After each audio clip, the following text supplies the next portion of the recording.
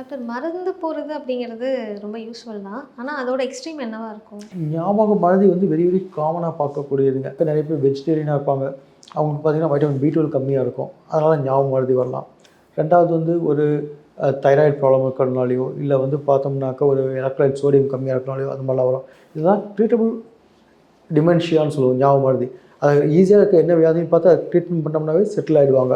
அதே மாதிரி வந்து யங் பீப்புளில் எனக்கு ஞாபக மறதியாக இருக்குது அப்படின்னு சொல்லி நிறைய பேர் காமனாக வருவாங்க. நம்ம ஒர்க் ஸ்ட்ரெஸ்ஸும் நம்ம லைஃப் ஸ்டைல் சேஞ்சஸும் அதுதான் மெயின் காரணமே. நம்ம ஒர்க் ஸ்ட்ரெஸ்னால் வரக்கூடிய சூடோ டிமென்ஷியான்னு சொல்லுவோம். அவங்களுக்கு வந்து ஞாபக மறதி கிடையாது. பட் அந்த டிப்ரெஷனோ இல்லை அந்த ஸ்ட்ரெஸ்னால் வரக்கூடிய இது வந்து pseudo dementia, not true dementia. It's a false dementia அப்படின்னு சொல்லுவாங்க. ஓல்டர் ஏஜ் குரூப்பில் வருதுன்னு வச்சுக்கோங்களேன். வயசாகும்போது ஒரு 60 வயசு வரும்போது காமனாக வரக்கூடிய நியூரோ டீஜெனரேட்டிவ், அதாவது மூளை தேய்மானத்தால் வரக்கூடிய neuro degenerative disease like Alzheimer's மாதிரியோ, இல்லை வந்து பார்க்கின்சன்ஸ் டிசீஸ் டிமென்ஷியா மாதிரியோ, சம்டைம்ஸ் ஸ்ட்ரோக்னாலேயோ வரக்கூடிய ஞாபக மறதிகள் நிறைய காமனாக வருங்க.